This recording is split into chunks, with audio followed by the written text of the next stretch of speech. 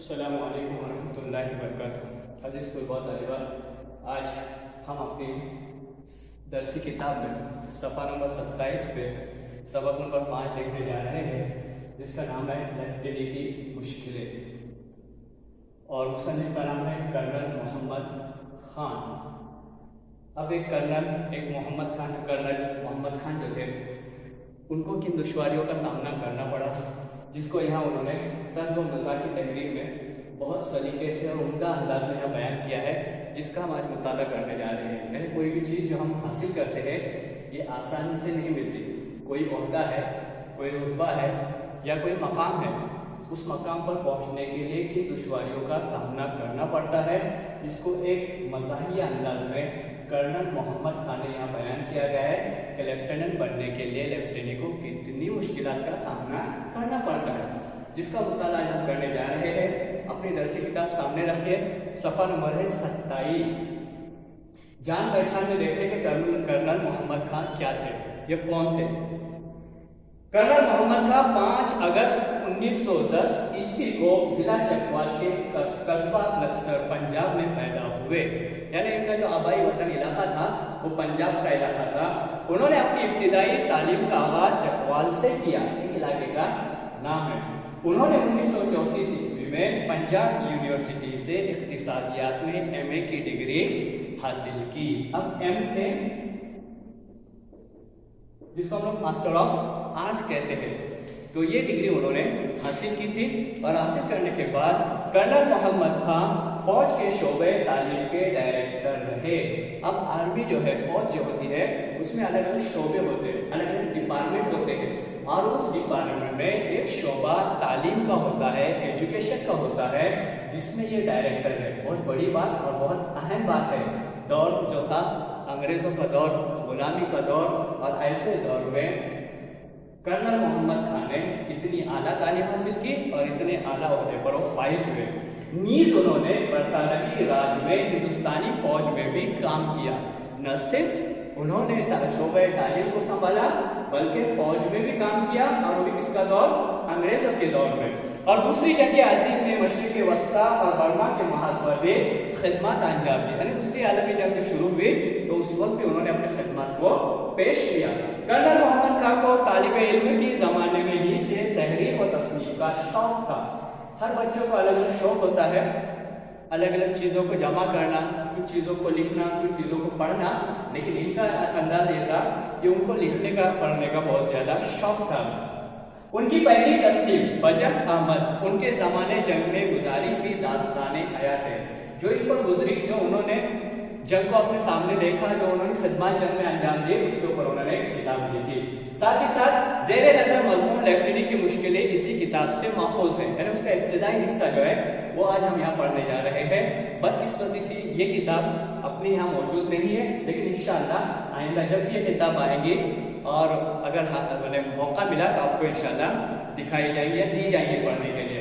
ان کی دیگر تصانیف بس علامت روی، دیکھو بس علامت روی، اس کے بعد نظم آرائیہ شائع ہو چکی ہے۔ 23 اکتوبر 1999 عیسوی کو کرنل محمد خان کا انتقال ہوا، یعنی آج سے تقریباً 22 سال پہلے وہ دنیا سے چلے گئے۔ اللہ ان کی قبروں کو نور سے بھر دے۔ اب دیکھو انہوں نے، ان کے ساتھ کیا ہوا، انہوں نے کس طرح سے تعلیم حاصل کی، انہوں نے کس طرح سے ٹریننگ حاصل کی، تربیت حاصل کی، اور اتنے بڑے عہدے پر وہ پہنچ گئے، جس کا مطالعہ آج ہم کرنے جا رہے ہیں۔ مضمون کی ابتدا ہوتی ہے، اور یہ بہت اچھا مضمون ہے جس کو آج ہم پڑھنے جا رہے ہیں۔ جنوری 1940 عیسوی میں ہرچند کے پولینڈ اور ہٹلر کے دوسرے ہمسائے جرمن، اس کے بعد جرمن بمباروں اور ٹینکوں کے درمیان ایسی پرسکون زندگی بسر نہیں کر رہے تھے، تاہم باقی دنیا بفضل خدا خیریت سے تھی، اور ہمارے اپنے ملک ہندوستان میں تو انگریز کی برکت سے اس شدت سے امن برپا تھا کہ شیر، بکری، ماں جملہ ہندوستانیوں کے ایک گھاٹ پر یا ایک گھاٹ پانی پی رہے تھے۔ دیکھو کرنل محمد خان، ان کی تحریریں عمدہ ہوتی تھی، اور اردو ادب میں ان کا بہت اہم مقام ہے. لہٰذا انہوں نے اپنے مضمون کی ابتدا جو اتنی اچھی کی ہے کہ انہوں نے ایک مثال دی ہے کہ ہمارے ملک میں یہ طنزیہ جملہ ہے کہ ہمارے ملک میں اتنا سکون اور اطمینان تھا کہ بکری اور کیا کہا جا رہا ہے اس کو کہ شیر اور بکری ایک ہی گھاٹ پر ایک جگہ پانی پیتے ہیں. یعنی کہنے کے لیے جملہ مثبت نظر آ رہا ہے لیکن یہ منفی ہے کہ حالات ایسے تھے کہ ایک دوسرے کی دشمنیاں عام تھی, ظلم و ستم عام تھا, پرسکون زندگی نہیں تھی. لیکن انہوں نے استعمال اس طرح سے کیا کہ ہمیں لگتا ہے کہ زندگی اتنی پرسکون تھی کہ شیر اور بکری ایک ہی گھاٹ پر ایک ہی جگہ پر پانی پیتے, لیکن ایسا معاملہ نہیں تھا. یہ طنزیہ جملہ ہے کہ اس کے یہ جب جملہ مثبت نظر آتا ہے لیکن ہے منفی کہ ہندوستان میں کوئی امن و سکون اس وقت نہیں تھا, حالات بد سے بدتر اس لیے تھے کہ انگریزوں کا دور تھا. پھر اس کے بعد چنانچہ صلح و اشتی کے اس خوشگوار ماحول میں کسی کو گمان تک نہ تھا کہ عین اس وقت ملک کے ایک گوشے میں ایک اہم جنگی واقعے کی ابتدا ہو رہی ہے. یعنی لاہور میں ایک نوجوان کالج چھوڑ کر جنگ میں کود پڑنے پر تل گیا ہے. یہ نوجوان مئی ہی تھا. ابھی انہوں نے اپنے داستان کی, اپنی زندگی کے بارے میں, اپنی مشکلات کے بارے میں بیان کرنا شروع کیا. کیا مشکلات ہے کہ ایسے ناسازگار ماحول میں جنگ کے میدان میں کودنے والا ایک بچہ جس کے دل میں بات ہے کہ میں کرنل بنوں یا لیفٹیننٹ بنوں, تو یہ کودنے والا میدان میں پہلا واحد شخص نہیں, اس سے پہلے بہت لوگ بنے, لیکن یہ شخص جس کے دل میں ارمان پیدا ہوئی, کودنے والا کوئی اور نہیں, کرنل محمد خان تھا. اب یہ ابتدا ہے, پہلا پیراگراف اقتباس. اب دوسرا اقتباس دیکھیے جنہوں نے جس میں اپنی کہانی کی ابتدا انہوں نے کی ہے کہ کس طرح سے انہوں نے مشکلات کا سامنا کرنے کا اتنا بڑا اہم مقام حاصل کیا. ہمیں فقط لیفٹیننٹ بننے کا شوق تھا, چنانچہ ہم نے فوج میں کمیشن کے لیے درخواست دے دی. یعنی جب کوئی کسی شعبے میں داخل ہونا ہے تو سب سے پہلے درخواست دینی پڑتی ہے. اپنی زبان میں اس کو اپلیکیشن کہا جاتا ہے, یا اپنی زبان میں فارم, اپلیکیشن فارم یا ایڈمیشن فارم. انہوں نے اپلیکیشن دے دیا اور دینے کے بعد کیا ہوا دیکھو. ان دنوں ابھی وہ مصیبت نازل نہیں ہوئی تھی جسے آج کل سلیکشن بورڈ کہتے ہیں. انٹرویو تو خیر ان دنوں بھی ہوتے تھے, بلکہ ایک چھوڑ تین لیکن نہایت شریفانہ قسم کے. اب انہوں نے کہا کہ اس وقت ایک معاملہ یہ تھا کہ جو انٹرویو لیے جاتے تھے یا جو سلیکشن ہوتا تھا اس کے لیے سلیکشن بورڈ نہیں ہوتا تھا, انٹرویو لیے جاتے تھے بالکل شریفانہ کس طرح سے. یہاں بھی انہوں نے طنز کیا ہے کہ کوئی ادھر ادھر کے سوالات نہیں بلکہ ریلیٹڈ سوالات, اور کوئی کرپشن یا پھر کوئی ایسی بات نہیں پیش کی جاتی تھی جو ناگوار ہو. پھر اس کے بعد جسے آج کل سلیکشن بورڈ کہتے ہیں, ایک بزرگ سا جرنیل, کچھ نیم بزرگ سے بریگیڈیئر اور کرنل بیٹھے ہوتے تھے. سامنے کرسی پر امیدوار کو بٹھا دیا جاتا تھا اور پھر اس سے نہایت بے ضرر سے سوالات پوچھے جاتے تھے. اب بے ضرر, اب ضرر کے معنی تھے نقصان پہنچانے والے, اب یہاں بے ضرر آیا, یعنی ایسے سوالات کیے جاتے تھے جس سے تکلیف نہیں ہوتی تھی. ضرر کے معنی تکلیف, لیکن بے ضرر نے بغیر تکلیف کے سوالات کیے جاتے, ایسے سوالات کیے جاتے تھے جس کو سننے کے بعد جواب دینے والے کو کوئی تکلیف نہیں ہو, ذاتی تکلیف, ذہنی تکلیف جو اذیت کہا جاتا ہے اس تکلیف پہ نہیں ہوتی. سوالات دیکھو کیا تھا ہوا کرتے تھے. آپ کا نام کیا ہے, عام طور پر یہ پوچھا جاتا ہے اکثر انٹرویو میں, آپ کا نام کیا ہے, اور ہر ایک اپنا نام مکمل بتا دیتا ہے. تعلیم کہاں تک ہے, یعنی آپ نے اعلیٰ تعلیم جو حاصل کی ہے وہ کیا ہے. فوج میں کوئی رشتہ دار ہے وغیرہ وغیرہ. سمپل سے سوالات پوچھے جاتے تھے, لیکن یہ بھی طنز ہے کہ آپ کو بھی اس لائن کی معلومات ہے یا آپ ڈائریکٹ آئے ہوئے ہیں, بلکہ اس لائن میں اگر آپ رہیں گے, آپ کا کوئی رشتہ دار رہے گا تو آگے بڑھنے میں آپ کو آسانیاں ہوں گی. یہ سوالات پوچھے جاتے ہیں. چنانچہ ہمارے 2 انٹرویو جہلم اور پنڈی میں ہوئے اور ہم کامیاب رہے. آخری انٹرویو کے لیے حکم ملا کہ فلاں تاریخ کو شملہ حاضر ہو جاؤ. یہ سن کر ہماری خوشی کی انتہا نہ رہی. اب انٹرویو ہوتے تھے, 2 انٹرویو ہو چکے تھے. فائنل انٹرویو جو تھا وہ فائنل انٹرویو کے لیے انہیں بلایا گیا تھا, تو ان کی خوشی کی انتہا نہیں رہی. ہم بھی دیکھتے ہیں کہ کسی بھی کینڈیڈیٹ کو یا کسی بھی انسان کو جب اس کی انٹرویو ہو جاتی ہے, کامیاب ہو جاتا ہے, اگلے انٹرویو کے لیے جب اس کا سلیکشن ہوتا ہے تو کتنا خوش ہوتا ہے. تو ان کی بھی خوشی کی انتہا نہیں رہی, مطلب وہ بے حد خوش ہوئے. پھر آگے چنانچہ ہم ایک نیم لیفٹینی کے عالم میں شملہ روانہ ہوئے. اب لفظ آیا عالم. اب عالم کے معنی ہوتے حالت, ایک عالم کے معنی ہوتے جہاں اور ایک عالم کے معنی ہوتے حالت, کیفیت. کہ وہ شملہ روانہ ہو گئے ایسے بن کر جیسے کہ میں آج لیفٹیننٹ بن گیا. ابھی تو کیا لینا ہے ان کو اور ایک انٹرویو دینا ہے, لیکن پھر وہ کیا کر رہے ہیں, ایسے جا رہے ہیں جیسے کہ میں آج لیفٹیننٹ بن چکا ہوں, نہیں میں نے آدھا. پھر اس کے بعد جب انٹرویو ہو چکا تو شملے سے گھر پہنچے اور لیفٹیننٹ کے حکم کا بے چینی سے انتظار کرنے لگے. انٹرویو ہونے کے بعد یہ یقین ہو گیا کہ اب انشاءاللہ میں لیفٹیننٹ بن جاؤں گا اور آرڈر کا انتظار کرنے لگے. ادھر چند عجلت پسند بزرگوں نے, عجلت جلدی کرنے والے, جلد باز, عجلت پسند ہے جلد باز, جلدی کرنے والے. کچھ لوگ رہتے ہیں ہر کام جلدی جلدی میں کرتے ہیں, حالانکہ کبھی نقصان بھی اٹھا لیتے ہیں, عجلت کہتے ہیں. تو کچھ بزرگوں نے ہماری لیفٹیننٹ کے اعزاز میں پیشگی دعوتیں دینا شروع کر دی, جنہیں ہم واجبی برخورداری مگر افسرانہ وقار کے ساتھ قبول کرتے رہے. آخر ایک دن ڈاکیا کھلا تار لے کر آیا اور دور ہی سے بولا, لیفٹیننٹ صاحب لیفٹیننٹ مبارک ہو, لیفٹیننٹ صاحب لیفٹیننٹ مبارک ہو. اب بہت دنوں تک انتظار تھا کہ مجھ کو کیا آ جائے, وہاں سے خط آ جائے, اپوائنٹمنٹ لیٹر آ جائے اور میں لیفٹیننٹ بن جاؤں. لیکن کیا معاملہ ہوا, کئی دن انتظار کرنے کے بعد ڈاکیا, خط لے کر آنے والا, پوسٹ مین کہتے ہیں اس کو, ڈاکیا کہتے ہیں, قاصد کہیں گے, وہ خط لے کر آئے, کھلا خط, اور کہا کہ آپ کو لیفٹیننٹ مبارک ہو. لیکن اس میں کیا لکھا تھا دیکھو, لیکن تار پڑھا تو فقط اتنا لکھا تھا, تمہیں OTS مہو میں ٹریننگ کے لیے منتخب کیا گیا ہے, 8 اگست 1940 عیسوی کو حاضر ہو جا. اب وہ خط لمبا چوڑا نہیں تھا, صرف ایک جملے میں خط لکھا ہوا تھا. اس میں لکھا تھا کہ آپ کا سلیکشن ہو چکا, آپ انٹرویو میں پاس ہو گئے, اب آپ کو ٹریننگ کے لیے آنا ہے, آپ کو تربیت کے لیے بلایا گیا ہے, ٹریننگ ہوگی وہاں, تو اس کے لیے بلایا گیا ہے. کہاں بلایا گیا, مہو میں بلایا گیا. اب دیکھو مہو کہاں ہے. ریل کے سفر کے لیے درجہ اول کا ٹکٹ ملا, یہ بھی ہماری آلی جالی کی علامت تھی. ٹکٹ دیکھنے والے ڈبے میں داخل ہوتے تو سر کہہ کر خطاب کرتے. اب سب سے بڑی یہ ہے کہ گورنمنٹ کی طرف سے ان کو فرسٹ کلاس ڈبے کا, ان کو کیا دیا, ڈبے کا کیا دیا گیا ہے, مطلب ٹرین میں بیٹھنے کے لیے فرسٹ کلاس درجہ رہتا ہے, اس درجے کا ان کو ٹکٹ دیا گیا. اور عام طور پر فرسٹ کلاس میں وہی لوگ بیٹھتے ہیں جو زیادہ بڑے عہدیدار رہتے ہیں, مالدار رہتے ہیں, اور اسٹینڈرڈ آف لیونگ کا جو ہائی رہتا ہے, اکثر افسران ہوتے ہیں, تو ان کو فرسٹ کلاس کا ٹکٹ دیا گیا. بہت خوش ہو گئے.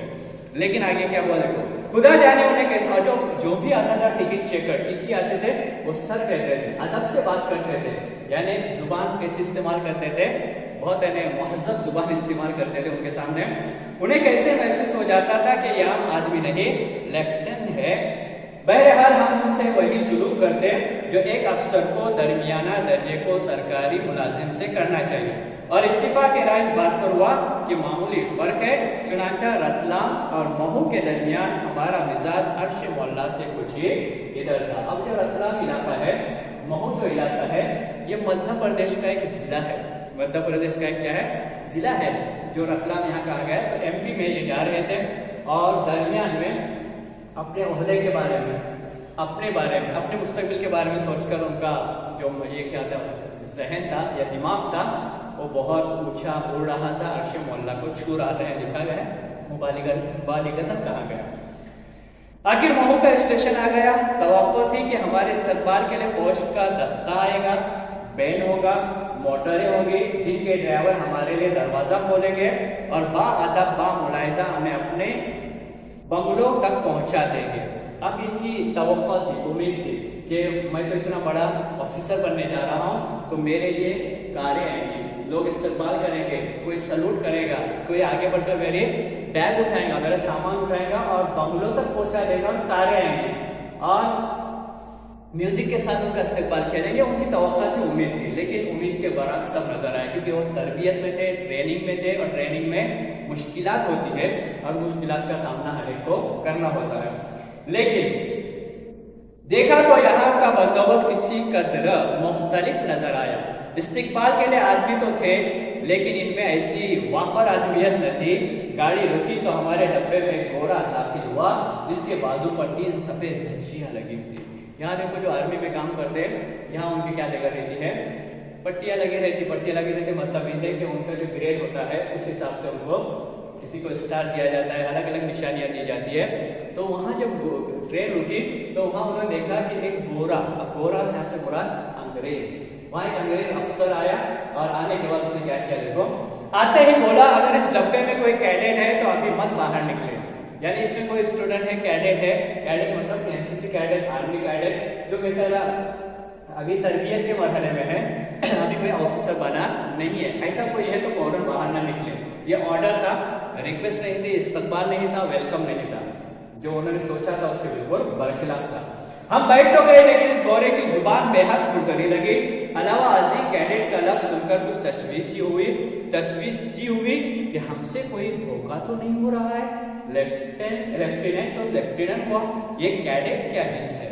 चुनांचे हमें जरा पुख्ता सा शुबा होने लगा कि उन अंग्रेजों ने लेफ्टिनेंट से विस्ल की कुछ खुफिया शर्तें भी ठहरा रखी है जिनसे हमें पहले आगाह नहीं किया गया। इनका शक हुआ, शुबा हुआ कि हो सकता है हमारे साथ धोखा हुआ होगा या फिर इन्होंने कुछ ऐसी बातें जो हम तक अभी तक नहीं पहुंचाई हुई, ऐसी कोई बातें या शर्तें होंगी।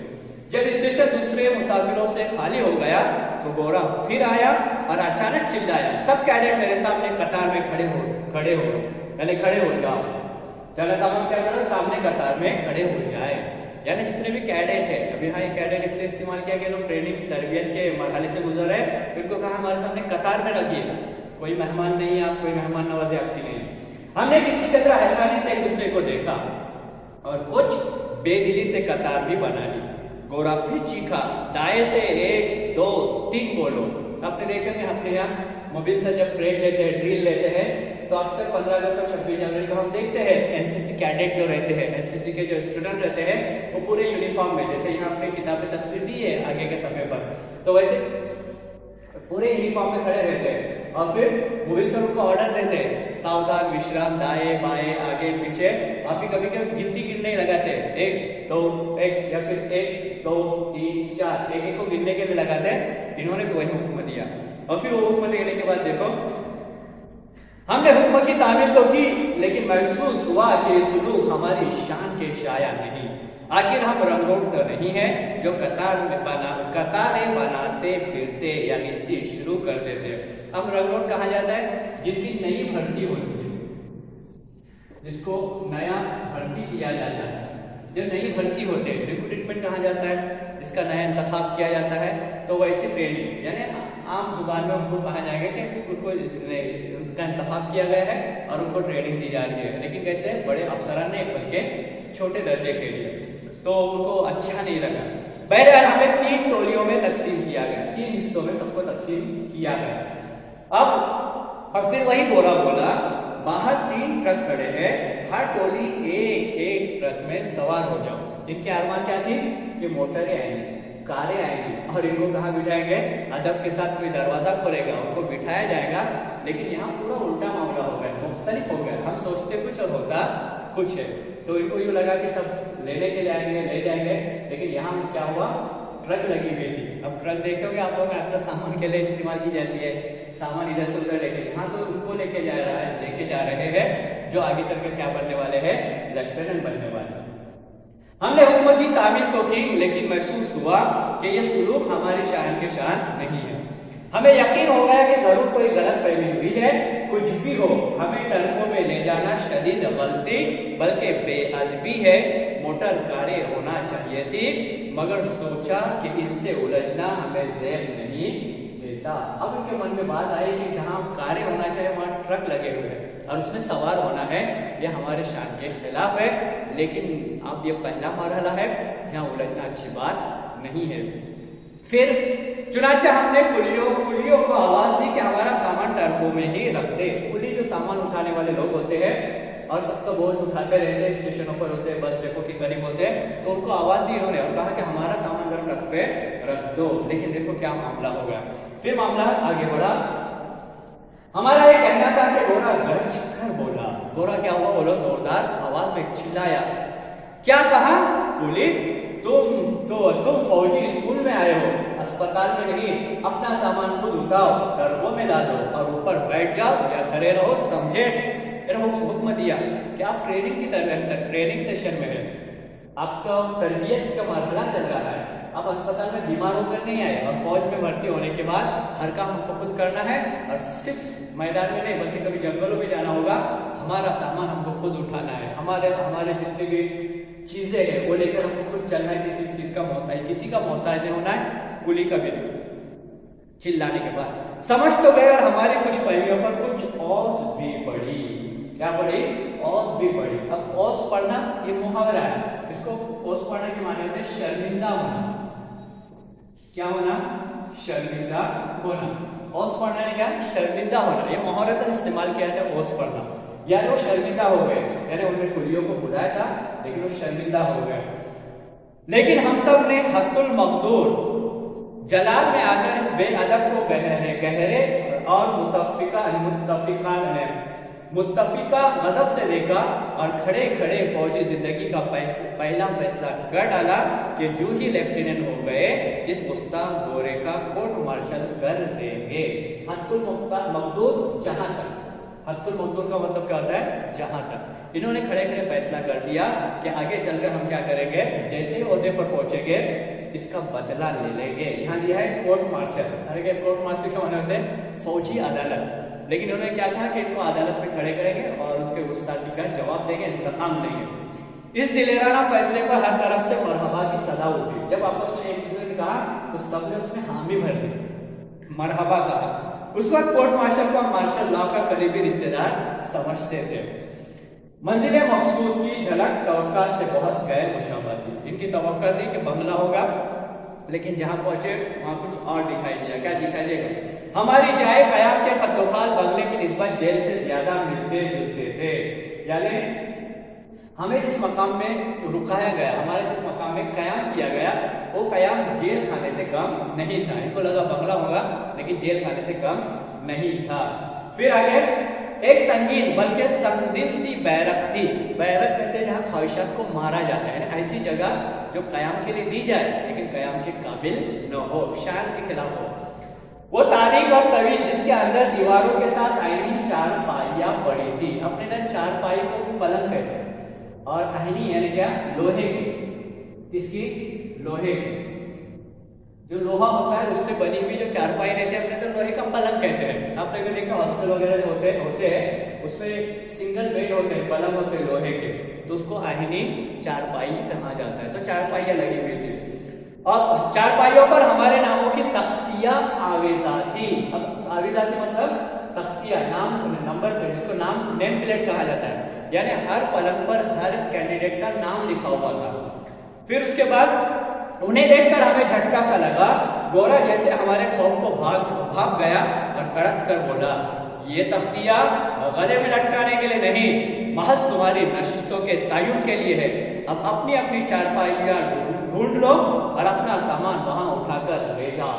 یعنی اس نے فوراً حکم دیا کہ ان چارپائیوں کو کیوں دیکھ رہے ہو؟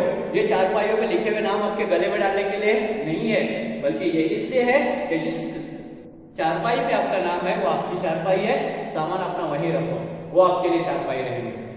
ساتھ ہی ارشاد ہوا کہ سامان اٹھانے اور چلنے پھرنے میں چستی دکھاؤ اور شور مت کرو۔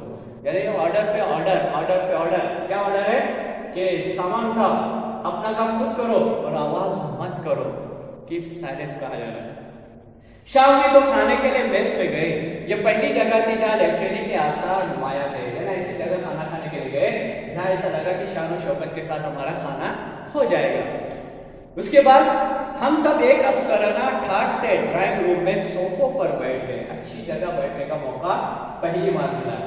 معدب اور باوری بیروں نے ہمارے خواہش کے مطابق مشروبات پیش کیے۔ جو وہاں جو بیڑے تھے، میرے مطلب ہے کہ ویٹر تھے، ان ویٹروں نے آ کر مہذب انداز میں ان کے سامنے مشروبات، ڈرنکس، کولڈ ڈرنکس وغیرہ، الگ الگ جوس وغیرہ ان کو پیش کیے جیسے انہوں نے آرڈر کیے۔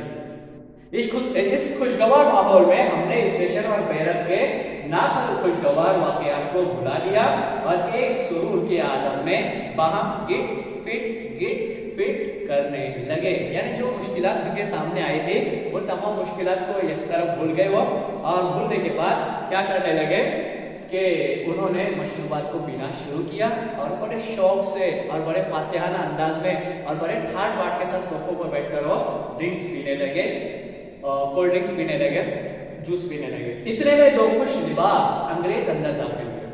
یہ بھی فوجی وردیاں پہنے ہوئے تھے، لیکن ان کے بازوؤں پر 3 دھجیاں نہ تھی بلکہ کندھوں پر پیتل کے 3 چمکتے सितारे, यानी यहाँ उनके ओहदे के एतबार से 3 स्टार, दोनों तरफ स्टार लगे थे, यानी अफसरों में बड़े अफसर तस्लीम किए जाते हैं और खुश लिबास अच्छे ढंग से आए थे। उनकी वज़ाकत यानी उनके रहन सहन और बातचीत तौर तरीकों में शाइस्तगी, कितना अच्छा लफ्ज़ है शाइस्तगी, शाइस्तगी बनाए शाइस्ता से, शाइस्ता कहते हैं मुहज़्ज़ब को, अदब के दायरे में रहना, अदब के दायरे में रहकर बात करना, उसको कहते हैं मुहज़्ज़ब गुफ्तगू। तो शाइस्ताना गुफ्तगू उन्होंने की। और विकार था, कैसा था, उनका अंदर कद्र था, विकार था। उन्हें देखा तो फख्र सा महसूस हुआ कि उसूलन हम और ये अफसर एक ही लड़ी के मोती हैं, यानी वो आज अफसर हम पर है, कल इंशाल्लाह हम भी वैसे ही अफसर बनेंगे। आज नहीं तो कल हमारे कंधों पर भी वही जगमग करते सितारे उभरने वाले थे। थोड़ी देर के बाद साथ के कमरे में खाने के लिए गए। अंग्रेजी खाने और देसी खाने के अंदाज में तकरीबन वही फर्क है जो अंग्रेजी और उर्दू बोलने में है। अब इन्होंने क्या किया, वो बाजू के कमरे में खाने के लिए गए। अब अंग्रेजी खाना अलग और अपना देसी खाना अलग, जो अपने घर पे हम खाया जाते हैं मशरकी खाना वो अलग होता है और अंग्रेजों का खाना अलग होता है, मतलब तरीके अलग होते हैं। अब क्या होता है, जिस तरह एक नौ आमोज की जुबान से अंग्रेजी अल्फाज या मुहावरे फिसद जाते हैं, उसी तरह हमारा अंग्रेजी मटर गोश भी हमारे अनाड़ी छुरी कांटों की रद में ना आता था। अब यहाँ बता रहे कि अंग्रेज जो होते वो चम्मच रहते हैं ना, कांटे वाले चम्मच, उससे खाते हैं, और अपने इलाकों में मशरकी इलाकों में हाथों से खाना खाया जाता है। तो हाथों से खाना सही ढंग से अंदाज से खाया जाता है और उनका जो खाना होता है वो चम्मच से खाया जाता है, जिसपे जो चीज चाहिए वो चीज आती नहीं है। इधर हाथों से खाना खिलाफ शान था, लेकिन बर्जा व रगबत फाका करना भी मुमकिन न था। लिहाजा जिस तरह बोलते बोलते अंग्रेजी जवाब दे जाए तो उर्दू पर हाथ या जुबान साफ कर दी जाती है। इसी तरह जहां अंग्रेजी छुरी कांटे से काम न चलता, हम आंख बचाकर उंगलियों ही से बोटी उचक लेते, गोया अंग्रेजी खाना उर्दू में खा लेते थे। अब वो खाने की आदत नहीं है, चम्मच से खाने की, कांटे की चम्मच से खाने की आदत नहीं है, इसलिए सबकी नजरें बचाकर क्या करते थे, वो हाथ से खाना खा लेते थे। बात हजरत अलबत्ता ऐसे भी थे जो लेफ्टिनेंट के एहतराम में औजारों की वसातत के बगैर कोई चीज हलक से उतारते ही न थे। कुछ लोग उसी तरीके से खाते थे, लेकिन उसमें दिक्कत ये थी कि बहुत वक्त जाया हो जाता था, खाना कम खाया जाता था, और बेड़े क्या करते थे, देखो इनमें से कई एक को देखा कि छुरी काटे लिए प्लेट में मटरों का ताकुब कर रहे हैं, पीछा कर रहे हैं, और मटर है कि इधर डूबे उधर निकले, उधर डूबे इधर निकले। किस्सा मुख्तसर इसलिए कि इन मटरों को कोई गजिल ना पहुंचता। अब गजिल कहते हैं नुकसान, तो जो मटर थे अंदर, तो मटर क्या करते थे, इधर से उधर उधर से उधर, मतलब ज्यादातर उनका वक्त किसमें गुजरता था, खाने वालों का खाना लेने में, और खाना खाया कम जाता था। उसके बाद बेरे पलेटे उठाकर चल दिए और लेफ्टिनेंट साहिबान अपना सा मुंह और छुरी काटे लेकर रह गए। बाद आपका ये भी मालूम न था होता था कि मेरा जो कुछ सामने रख गया है इसके साथ सुलूक क्या करना है। चुनाचा काफी आंख से उन लोगों कानी आंख से उन अंग्रेजों को देखते और पीछे उन इमामों के चमचे और कांटे उठाकर रुकू व सुजूद में जाते। अब ये तंजिया जुमला कहा गया कि कुछ खाना ऐसे रहते थे, उसको कैसा खाना, उसका तरीका क्या वो समझ में नहीं आता। जब हम अंग्रेज को खाना खाते देखते तो उनके पीछे उनकी इक्तिदा करते, उन इमामों मतलब है कि उनकी इक्तिदा करते, उनके पीछे उनके तौर तरीकों को देखकर खाना खाते थे। और इतना कहकर उसके बाद देखो खाना खाते थे। खाना खत्म हुआ तो एंट्री में आए, रेस्टोरेंट में आए और काफी का दौर चला, लेकिन थोड़ी देर बाद दोनों अंग्रेज कप्तान उठ खड़े हुए और ये खुशगवार मजलिस बर्खास्त हो गई। फिर अब बाहर आके रेस्टोरेंट में हमने कॉफी पिए और यहाँ भी खुशगवार माहौल था, लेकिन जैसे ही दो अफसर उठकर चले गए ये मजलिस भी क्या हो गई, खत्म हो गई, बर्खास्त हो गई। वहां से उठकर बैरक में वापस आए तो वही गोरा सबको मुखातिब करके कहने लगा। जब खाने से फारिग होकर दोबारा अपने कयामगाह में आए तो वही अंग्रेज आकर चिल्लाने लगा, कल सुबह 700 बजे पीटी के लिए मैदान में हाजिर होना है, लिबास, बनियान, नेकर और रबर के जूते। मैंने उसने ऐलान कर दिया कि कल आपको 7:30 बजे आना है। कितने हो, 700 बजे, सॉरी कल सुबह 700 बजे, 700 बजे लिखा हुआ है, उसके आगे बताए 700 बजे किसे कहते हैं। और इतना कहकर अकड़ता हुआ चल दिया, गोया ये गोरा बाज नहीं आ रहा था, वही हरकतें करता जो लेफ्टिनेंट के मुनाफी थी। किसी ने पूछा, अरे यार ये 700 बजे किस बला का नाम है? एक साहब बोले, बेमानी बात है, गोरा अंग्रेजी गलत बोलता है। और फौजी कैडेट ने आहिस्ता से कह दिया इसके मानी है 7 बजे, यानी सुबह 7 बजे को वो अंग्रेज 700 बजे कहकर चला गया था। एक फौजी कैडेट दिन भर के थके थे, सुबह तैयार होते होते हम में से कई एक पीटी के लिए 7 बजे से 1-2 मिनट बाद पहुंचे। वक्त दिया गया था कि 7 बजे पहुंचना है, मैदान में पहुंचना है, यानी पहुंचना ही है। कॉलेज में हम घंटों देर से पहुंचा करते थे और अगर प्रोफेसर साहब के माथे पर एक हल्की सी शिकन आ जाती तो लम्हे भर में बगैर इस तरीके हमवार भी हो जाती थी, है ना। अक्सर आप कॉलेज में वो होते थे, देर से पहुंचते थे, लेकिन उस्ताद डांटते थे, फिर दोबारा उनको क्लास में बिठाते थे।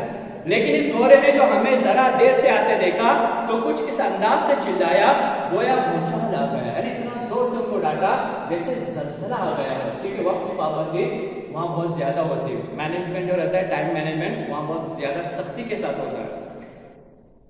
रही उसकी पेशानी की शिकनें तो उनकी इस्लाह के लिए इस तरह की बजाय रोड रोलर दरकार था, यानी वो तो शिकन दूर नहीं होती और उसको सजा दिए बगैर उनको चैन नहीं आता। क्या सजा थी देखो आगे। हम खामोशी से कतारों में खड़े हो गए और पीटी शुरू हुई। पहले तो हमें मैदान के इर्द गिर्द दौड़ाया गया, यानी डबल रोल किया गया। मतलब यह है कि राउंड लगाना के लिए कहा गया जो मैदान है उसके ऊपर रनिंग करो, वॉक करने, दौड़ो, थोड़ा सा चहलकदमी करो, दौड़ो। डबल के ये मानी हमें पहली दफा मालूम हुए, यानी इसके बारे में पहले मालूम नहीं था। बाद आता कि ऐसे जावियों पर झुकने को हुक्म मिला जो फितरत की मंशा के सरासर खिलाफ थे। आप लोगों ने देखे जब लोग पीटी करते बच्चे तो किस तरह से हाथ घुमाते, किस तरह से हाथ करते, किस तरह से बैठते उठते, किस जाविये से, किस कैसे कैसे वो क्या करते हैं, अपने हाथों को अपने जिस्म के आज़ा को झुकाते हैं। कोई 8 घंटे की पीटी के बाद हम तस्कीर फितरत में तो किसी कदर कामयाब हो गए, माइल हो गए, लेकिन हमारी अपनी तरकीब अनासिर में खासा खलल आ गया। यानी हाथ पैर इधर उधर करने की वजह से हाथों और पैरों में, जिस्मों के जोड़ों में जो दर्द होने लगा, इससे पहले कभी नहीं हुआ था। आखिर पीटी खत्म हो गई और हुक्म हुआ के नाश्ते के बाद फिर यहीं हाजिर होना। पीटी का मामला जो सुबह था 7 बजे वो खत्म हुआ और ऐलान हो गया कि चलो खाने के लिए, नाश्ते के लिए रवाना हो जाओ। उसके बाद और वक्त 930 बजे का मिला, 930 बजे यानी 9:30 का मिला। फौजी कैडेट से मानी पूछे तो मालूम हुआ कि सुबह के 9:30 बजे मुराद है। साथ ही ये भी खुला कि ये गोरा कंपनी सार्जेंट है, मेजर है, जिसकी नाफरमानी एक कैडेट की आकीबत के लिए सख्त मुज़ीर साबित हो सकती है। अब मुज़ीर के माने होते हैं नुकसान दा। क्या माने हो जाएंगे? नुकसान दा। मुज़ीर होगी, इसका माने मुज़ीर का ये मुतज़ाद है मुफीद, मुफीद का मुतज़ाद है मुज़ीर। क्या अगर इसकी हमने नाफरमानी की तो आगे क्या हो जाएगा कि हमें बहुत नुकसान उठाना पड़ेगा। नाश्ते के बाद जब मैदान में पहुंचे तो सार्जेंट मेजर को गैर हाजिर पाया। घड़ी देखी तो मालूम हुआ वो गैर हाजिर नहीं, हम ही वक्त से पहले पहुंच गए हैं। गोया फौजी जब्त की पहली खुराकी इस कदर जोरा से निकली। सही वक्त पर सार्जेंट मेजर नमूदार हुआ तो अपनी फतह पर जरा मुस्कुराया, लेकिन फौरन मुंजमिद हो गया और हमें हुक्म दिया कि क्वार्टर मास्टर स्टोर में जाकर अपने अपने साइज के बूट ले आओ। वो फौरन ही वक्त की इतनी पाबंदी कि 1-2 मिनट पहले लोग आते थे, लेकिन 1 मिनट लेट नहीं आते थे, खुद मेजर भी और खुद जनरल भी, कर्नल भी। बूट देखे तो महसूस हुआ कि पहनने को वो चीज दी जा रही है जो गेंडे के पाँव के लिए ज्यादा मौजू है। और जब पहनकर 2-4 कदम चलने की कोशिश की तो यूं लगा जैसे नंगा पर्वत घसीट रहे हैं। फौजी कैडेट ने आहिस्ता से कह दिया कि इन बूटों के साथ तो डबल भी करना पड़ेगा। और ये सुना तो तमाम सिलसिले कराक्रम सर पर आ पड़ा। यानी जब उन्होंने देखा कि जो जूते दिए जा रहे हैं ये बहुत ज्यादा वजनी भी है, पुराने भी है और ऐसे है कि जिनको पहनने के इंसान आसानी से चल नहीं सकता, जैसे मुसीबतों का पहाड़ पर टूट पड़ने वाला है। उसमें दौड़ना भी है, रनिंग भी करना है, तमाम चीजें करना है। ड्रिल के आगाज से पहले कप्तान साहब ने टर्न आउट यानी यूनिफॉर्म वगैरह का मुआयना किया। और मुआयना क्या किया, गोया हमें खुदबीन के नीचे रख दिया। हमने ड्रिल में शिरकत से पहले फौजी कैडेट को बूट, पट्टी, नंबर, बटन, पेटी, फ्लैश वगैरह दिखा ली थी, लेकिन कंपनी कमांडर साहब ने हमें देखते ही जैसे पहचान लिया और फरमाया कैडेट नंबर 15, कॉलर पर एक सफेद जर्रा, इनकरेक्ट ड्रेस, सजा 3 एक्स्ट्रा ड्रिल। यानी उनको मैदान में उतरने के बाद ان کے ڈریسنگ چیک کی جاتی تھی. کیا چیک کی جاتی ہے کہ انہوں نے جوتے کیسے پہنے ہیں, جوتے کتنے پالش کیے ہوئے, صاف کیے ہوئے ہیں, ہر چیز ان کی کیا کی جاتی تھی, دیکھی جاتی تھی. اور دیکھنے کے بعد ان کو بتایا جاتا تھا. لیکن میدان میں اترنے کے بعد ان کو ڈریل چیک کرنے, وہ سب چیک, یونیفارم چیک کرنے کے بعد اگر اس میں کچھ کمی رہتی تھی تو ان کو وہاں ڈانٹ بھی ہوتے تھے اور پھر ان کو راؤنڈ لگانے کے لیے سزا کے طور پر کہا جاتا. اس کے بعد ڈریل شروع ہوئی اور خوب تیزی سے اور تندی سے حکم ملنے لگے. سیدھے دیکھو, چھاتی باہر, تھوڑی اوپر, بازو ہلاؤ, ہاتھ ہلو مت, مکھی مت اڑاؤ, ہنسو مت, وغیرہ وغیرہ. یعنی الگ الگ آرڈر دیے جاتے. فٹافٹ ہلو مت, ادھر دیکھو ادھر دیکھو, سامنے سے چیک چل. اپنے یہاں موویز سے بھی بہترین آرڈر دیتے. ہم دیکھتے رہتے ہیں ہمیشہ کتنے زور سے یعنی آرڈر دیتے رہتے ہیں. لیکن یہ ٹریننگ ہوتی ہے, تربیت ہوتی ہے. اسی سے گزر کر انسان کیا بن جاتا ہے, بولو, اچھا انسان بن جاتا ہے. ان سب میں ہلو مت کے حکم پر عمل کرنا عذاب عظیم تھا. عذاب عظیم یعنی بڑا عذاب. کیسا عذاب بولو, بہت بڑا عذاب, بہت بڑی تکلیف. عذاب سے مراد تکلیف.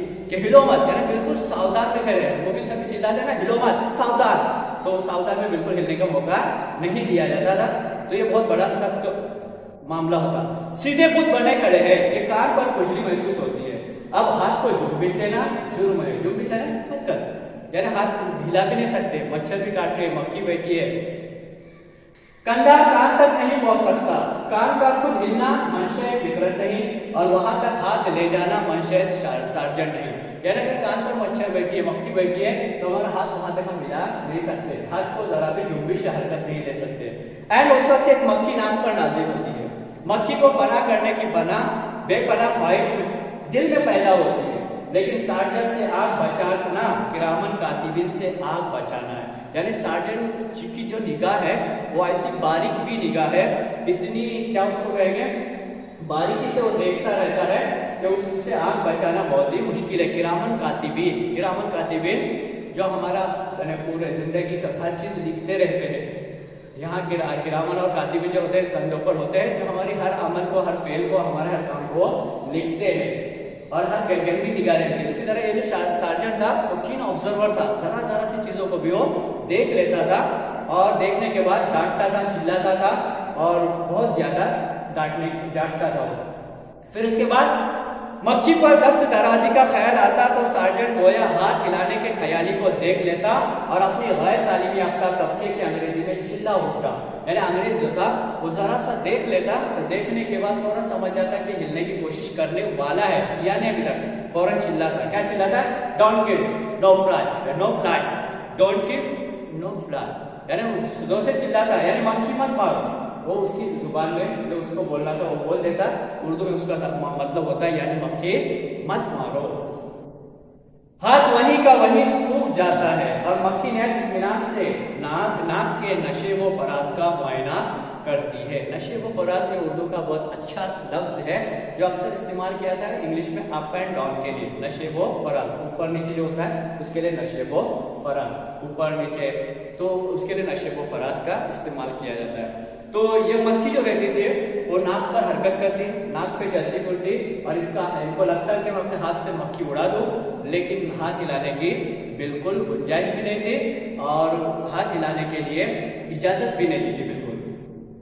پھر اس کے بعد ایسے اشتعال انگیز حالات میں بھی بے حرکت کھڑے رہنا صحیح معنوں میں نفس کشی تھی. اس وقت زندگی کی واحد خواہش اتنی ہوتی تھی کہ کب ڈرل ختم ہو اور جی بھر کر ناک اور کان ہو جائے, اور بلا کے جب ڈرل ختم ہوتی اور ہم بلا خوف تازی کانوں کو چھو سکتے اور مکھیوں کو اڑا سکتے, تو ہمیں محسوس ہوتا تھا کہ کان کو جانا اور مکھی اڑانا اور کبھی اڑانا اور بالآخر جب ڈرل ختم ہوتی تو کھلانا بھی کس قدر عظیم عیاشی ہے. اب شاعر مصنف جو ہے کرنل محمد خان کہتے ہیں کہ کتنی نعمتیں ہم استعمال کرتے ہیں, کتنی نعمتوں کو ہم دیکھ کے سب چیزیں کرتے ہیں, لیکن ان نعمتوں کی قدر نہیں کرتے. اس کی قدر اس وقت ہوتی ہے جو وہ نعمتیں ہم کر نہیں سکتے. جیسے ابھی جہاں مکھی ہے بیٹھی ہے, ستارے, تو اس کو اٹھا سکتے, بھگا سکتے ہیں ابھی, لیکن وہ ڈرل کے وقت ساودھان میں جب کھڑے رہ گئے تو بالکل ہاتھ ہلانے کی بھی اجازت نہیں ہوتی. بلکہ اسی خوشی میں وہ آگلے بھی بھول جاتے کہ ان آئینی بوٹوں کے اندر ہی بنتے اور ٹوٹتے تھے. یعنی وہ جو آئینی یعنی لوہے کے جو जूते पहने रहते थे, उसकी वजह से पैरों में आंवले आ जाते, छाले जिसको कहते थे, लेकिन वो छाले आते थे, फूट जाते थे, लेकिन उसका हमको एहसास भी नहीं होता था। ड्रिल के बाद तमाम पीरियड पढ़ाई या पिस्तौल और मशीन गन वगैरह की सिखलाई के थे। अगरचे लेक्चरों के कमरों तक जाना भी चुप रात या ड्रिल के ताबे था। चुप रात या ड्रिल के ताबे मतलब दाएं बाएं आगे पीछे, ये जो इशारा किया जाता था दाएं बाएं आगे पीछे, यानी वो जो लाइन से डिसिप्लिन के साथ रवाना किया जाता था, वो भी वहां रूल इस्तेमाल किया जाता था। तमाम कमरों के अंदर 10 तो पा की हरकत पर पाबंदी न थी। 10 तो पा, 10 यानी हाथ, पा यानी पैर, यानी हाथों पैरों की हिलाने की गुंजाइश थी। कहाँ? लेक्चर रूम में। मसलन मक्खी या मच्छर से तहफ्फुज हमारे बस की बात, यानी मक्खी और मच्छर अगर आ जाए तो उससे हिफाजत हमारे बस की बात थी। कहाँ? जब लेक्चर हॉल में रहते थे तब। लेकिन ड्रिल के मैदान में जरा भी हिलने की ताकत, गुंजाइश, हिम्मत या बिल्कुल इजाजत नहीं थी। इतनी सख्त क्या की जाती है, उनके साथ रवैया अपनाया जाता है, इतनी सख्त ट्रेनिंग दी जाती है, और वो ट्रेनिंग में कामयाब हो जाता है तो बेहतरीन लेफ्टिनेंट बन जाता है। इनकी नाजायज परवाज पर हम हस्बे जरूरत हाथ पांव हिला सकते थे, और फकत इतनी सी आजादी से जिंदगी में कैफ बाकी था। कैफ कहते हैं सुरूर को, जिसको कहते हैं सुरूर को, सुरूर कहते हैं खुशी को, मसरूर सुरूर। तो यहाँ क्या कह रहे हैं, इतनी सी आजादी, हाथ पैर हिलाने की जो आजादी है, इस पर खुशी का इजहार करते थे और खुशी महसूस करते थे। फिर आगे अलगरज लेफ्टिनेंट का वो हसीन व जमील कसर, कसर कहते हैं महल, किसको कहा जाता है? महल। जो हमने ख्वाब देखे थे, जो हमने महल का ख्वाब देखा था, कसर देखा था लेफ्टिनेंट बनने का, वो महल तामीर हुआ कब? सख्त मुश्किलात के बाद। फिर आगे देखो, जिसे हमने तस्वुरात के मुंह कलम से बनाया। मुंह कहा जाता है बाल को, कलम मैंने बिल्कुल बारीक ऐसा कलम जो बालों से बनाया गया हो, मोर के पंखों से भी बनाया जाता हो या फिर और किसी से बनाया था, लेकिन बेहतरीन, लेकिन तस्वुरात की दुनिया में, ख्यालात की दुनिया में बनाया गया। पहले ही रोज मुनहदम हो गया, यानी पहले जब हमने ख्वाबों ख्यालों में देखा था कि हम ऐसे ओहदे पर जाएंगे, हम इतने बड़े कर्नल बनेंगे, लेफ्टिनेंट बनेंगे, फौज में बड़े ओहदे पर जाएंगे, तमाम चीजें करेंगे, लेकिन पहले ही दिनों क्या हो गया? मुनहदम हो गया, यानी गिर गया, टूट गया। और ये अभी इब्तिदा थी, जो कुछ आगे हुआ उसकी रुदा तवील भी है। इन्होंने कहा ये तो इब्तिदा थी, यानी इब्तिदाए मेहनत है, रोता है क्या? इब्तिदाए ट्रेनिंग है, रोता है क्या? आगे आगे देखिए होता है क्या। यानी उनका कहने का मतलब ये है कि ये इब्तिदाई मुश्किलात थी, इसके आगे तो और भी मुश्किलात का सामना हमको करना पड़ा, जो बहुत तवील है। तवील के माने लंबा सफर या लंबी बात है, जो यहाँ मैं बयान नहीं करता, उन्होंने मुख्तसर किया बात को। और फिर उसके बाद कितनी प्यारी बात कही कि उन्होंने, इसकी रुदात तवील भी है और जा गुसल भी है। और जा गुसल कहा जाता है? गुसल कहा जाता है जलने को, जलाने को, कि जान को जलाने वाला मामला है, ये बहुत ज्यादा सख्त है। आखिर एक रोज मालूम हुआ कि हम लेफ्टिनेंट बन गए। हम क्या बने? लेफ्टिनेंट हो गए। लेफ्टिनेंट क्या हो गए? हम बन गए। चुनांचे हम जाती तजुर्बे की बिना पर कह सकते थे, यानी एक दिन वो आ गया जब हमारा क्या हो गया? ख्वाब पूरा हो गया, और ख्वाब पूरा होने के बाद हम कर्नल भी बन गए, लेफ्टिनेंट भी बन गए। फिर दुआ से अल्फाज निकले, बड़ी मुश्किल से होता है चमन में दीदावर पैदा। तो ये अल्लामा इकबाल का क्या है? मिसरा है। उसका एक शेर है, उसका यहाँ क्या दिया गया है? मिसरा दिया गया है। तो ये अजीज तुलबा तालिबात, आज हमें जो सबक, हमने जिस सबक का मुताला किया है लेफ्टिनेंट की मुश्किलें, तो लेफ्टिनेंट बनने के लिए इन मुश्किलात का सामना करना पड़ता है, या कोई मकाम या कोई ओहदा या बड़ा रुतबा हासिल करने के लिए जिन मुश्किलात से गुजरना पड़ता है, उन मुश्किलात का जिक्र इन्होंने किया है। और ये सब उनके ऊपर हालात बीते थे, और बीतने के बाद वो कामयाब कर्नल बने, एजुकेशन डायरेक्टर आर्मी में बने, फौज में बने, और आज हमारे सामने ये रोल मॉडल की तरह है कि हम भी अगर कुछ बनना चाहते हैं तो हमें भी इब्तिदा में आने वाली मुश्किलात का सामना करना पड़ेगा, और मुश्किलात को सहकर आने वाली खुशगवार जिंदगी के लिए तैयार रहना पड़ेगा। तो आज तुलबा तालिबात, ये एक जामे और अच्छी सबक का इख्तिताम हुआ, और इसी वीडियो के साथ इंशाअल्लाह आपको इसके जो मश्की जो सवाल जवाब है या मश्क जो भी है एक्सरसाइज, वो आपको इसी वीडियो के साथ भेजी जाएगी। अस्सलामु अलैकुम।